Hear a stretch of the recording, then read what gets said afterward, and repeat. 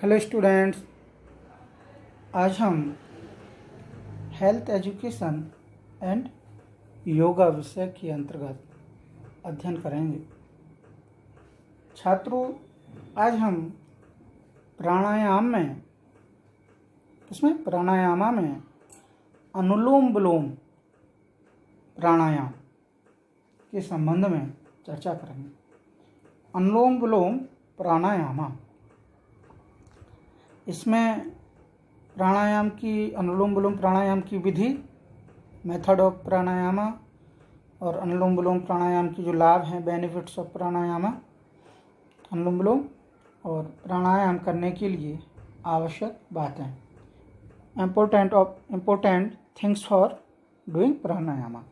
ठीक है, पहले देखते हैं ये अनुलोम विलोम प्राणायाम। इस प्राणायाम को नाड़ी शोधन या नाड़ी शुद्धि प्राणायाम कहते हैं, क्योंकि इस प्राणायाम द्वारा नाड़ी शुद्ध हो जाती है। वह नाड़ी शुद्धि के बाद ही वायु धारण करने से जठराग्नि प्रज्वलित होती है और उत्तम स्वास्थ्य प्राप्त होता है। यदि प्राणायाम को युक्त रीति से किया जाए तो ये सभी रोगों को नष्ट करता है, लेकिन इसके विपरीत यदि प्राणायाम युक्त रीति से ना किया जाए तो ये उन्हीं सब रोगों को उत्पन्न भी कर देता है, जिनको नष्ट करने के लिए प्राणायाम किया जाता है। इस प्राणायाम द्वारा शरीर स्वच्छ, स्वस्थ, पतला व निरोगी होता है। जब इस प्राणायाम को लगातार हम 3 महीनों तक करेंगे या किया जाता है तो इससे नाड़ी शुद्धि हो जाती है। ठीक है, हम देखेंगे प्राणायाम की विधि, मेथड ऑफ प्राणायाम। इसकी विधि क्या है, इसको करने का क्या ढंग है। आज भी ऐसे लोग मौजूद हैं जो ये नहीं जानते कि हम प्रायः एक ही नाक छिद्र से श्वास लेते हैं। इस समय दूसरी लगभग बंद रहती है। प्रत्येक 1 से 2 घंटों में बंद नाक खुलती है और जो खुली होती है वह बंद हो जाती है। इस प्रक्रिया को नासिका चक्र या नोजल सर्किल कहते हैं। सबसे पहले अनुलोम विलोम करने के लिए व्यक्ति को सुखासन या पद्मासन या तत्सम आसन में बैठना चाहिए। व्यक्ति का जो मेरुदंड है वह सीधा करके बैठना चाहिए। इसमें पेट को थोड़ा अंदर की तरफ खींचकर एक जगह स्थिर रखें तथा बाएं हाथ बाएं घुटने पर रखकर तर्जनी व अंगूठा मिलाकर बाकी उंगलियों को ढीला छोड़ दें। दक्षिणी हथेली से प्रणाम मुद्रा बनाते हुए वह तर्जनी और बीच की उंगली अंगूठे के तल के पास बंद अवस्था में रखते हैं। बाकी दोनों उंगलियों को खुली व एक साथ रखते हैं। इसी मुद्रा में अंगूठे की सहायता से दाहिनी नाक बंद करते हैं। जब आंखें बंद करके दाहिने नाक के छिद्र को अंगूठी से बंद करके बाएं छिद्र से धीरे धीरे से पूरक करते हैं और पूरक करते समय दीर्घ श्वास, लंबी श्वास धीरे धीरे लेते हैं, क्योंकि हवा फेफड़ों में समान रूप से जानी चाहिए। हवा या जो वायु को समान रूप से लेने व निकालनी चाहिए।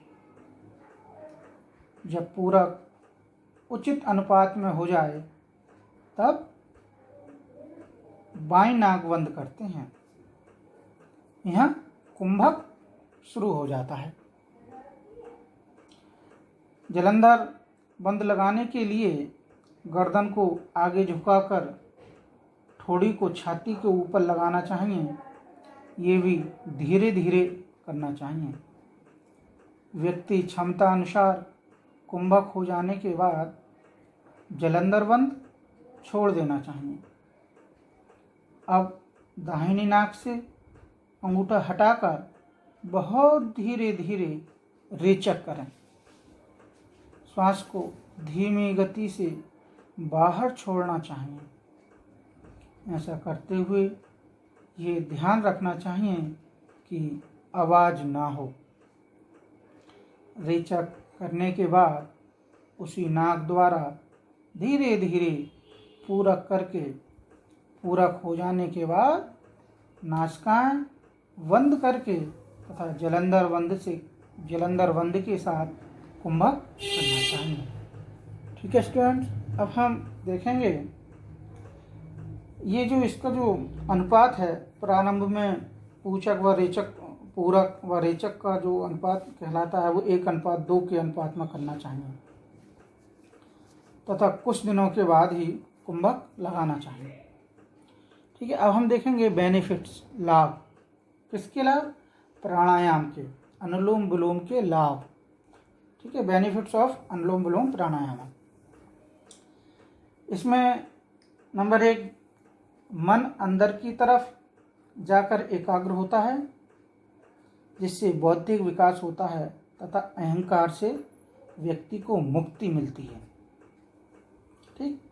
नंबर 2, अनावश्यक बातें मन में आनी कम व अंत में बिल्कुल बंद हो जाती हैं। जब हम कोई कार्य करते हैं तो मन में तरह तरह के विचार आते हैं, मन चंचलता की स्थिति में इधर उधर भागता रहता है, एकाग्रता मिलती है। इसको करने से मन में जो उथल पुथल मचती है, जो चिंता बेचैनी होती है, वह भी कम हो जाती है। और इस प्राणायाम द्वारा मन स्थिर, शांत व शिथिल हो जाता है। इसको नियमित रूप से करने से नाड़ी संस्थान के कार्य में किसी प्रकार की बाधा नहीं आती है। और इस प्राणायाम को करने से नियमित रूप से करने से साधन के विचारों आचरणों में भी परिवर्तन आता है। इस प्राणायाम द्वारा दिन भर व्यक्ति का मन शांत, उत्साह, प्रसन्नता व ताजगी का अनुभव करता है। इससे नींद भी सही मात्रा में आने लगती है। जिन व्यक्तियों को नींद नहीं आती है उनको नींद भी सही मात्रा में आने लगती है। ठीक है स्टूडेंट्स, अब हम देखेंगे प्राणायाम करने के लिए आवश्यक बातें, important things for doing pranayama.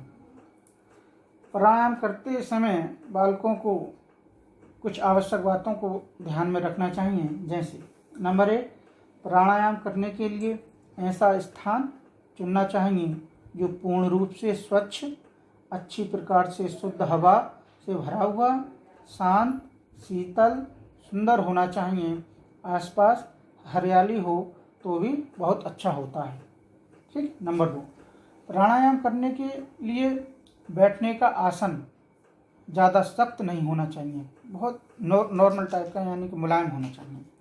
Number 3, प्राणायाम हमेशा खाली पेट करना चाहिए तथा प्राणायाम करने के आधे घंटे बाद आहार लेना चाहिए। नंबर 4, प्राणायाम करते समय पेट खाली होना ही चाहिए, बताया था अभी। और 5 क्रमांक में प्राणायाम करते समय मन में किसी प्रकार का तनाव नहीं होना चाहिए। नंबर 6, पूरक में श्वास लेना व रेचक में श्वास छोड़ने की क्रिया आराम से करनी चाहिए। इसमें जल्दबाजी नहीं करनी चाहिए। अगर जल्दबाजी करेंगे तो इसका दुष्प्रभाव हमारे शरीर पर पड़ता है। प्राणायाम करते समय यदि सिर में दर्द, घबराहट हो तो अभ्यास नहीं करना चाहिए। और अंत में प्राणायाम भोजन करने के 4 घंटे बाद भी किया जा सकता है। Okay students, thank you very much.